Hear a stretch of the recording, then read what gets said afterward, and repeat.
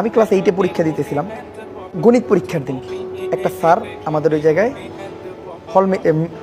মানে হল গার্ড দেয়।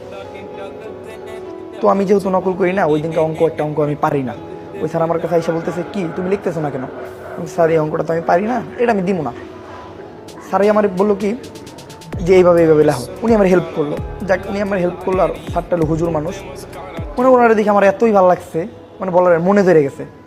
তো আমি ওই স্কুলে যেয়ে খোঁজ নিলাম যে এই স্যারটাকে।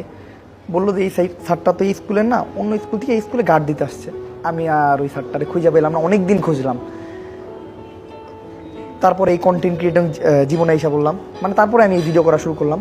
3-4 বছর কেটে গেল। হঠাৎ একদিন আমার ফোনে একজনের ফোন আসা শুরু করে যে ওমর ভাই, আমি আপনার লগে দেখা করতে চাই। ওমর ভাই, আমার খুব ভালো লাগে আপনার, মানে আপনার আমার খুব ভালো লাগে। ওমর ভাই প্লিজ একবার দেখা করুন। দেন আমি মানে ব্যস্ত থাকি, যার জন্য আমি মানে ডেট দিতেই থাকি যে না আজকে পারতেছি না, আজকে ব্যস্ত, কালকে পরশু। এখন করতে করতে এতই উনি আমার বিরক্ত করা শুরু করলো, আমি এক টাইমে বিরক্ত হয়ে আমার টিম মেম্বার দিয়ে ফোন ধরানো শুরু করলাম। তারপরে দেখি উনি থামতেছে না, মানে উনি আমার এতই ভালোবাসে, উনি থামতেছেই না। তো একটা টাইমে আমি ওনার বললাম যে আমি এই দিনকে আপনার সাথে যাই দেখা করবো। যেদিনকে আমি ওনার সাথে দেখা করতে গেলাম, আমি শকড। আমার ওই স্যারটা, আচ্ছা, মানে একটা হুজুর মানুষ, উনি যখন আমার সামনে দাঁড়ায় আছে, আমি মনে হয় আকাশ থেকে বললাম, আমি জাস্ট ওনার বললাম একটা সালাম দিয়ে, স্যার ভালো আছেন? উনি বললো যে ভাই আমি সেই মানুষ, আপনার এত ডিস্টার্ব করি ফোন দিয়ে। আমি জাস্ট মানে অবাক।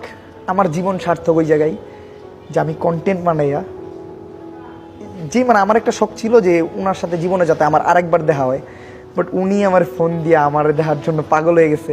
এটাই আমার জীবনের সার্থকতা।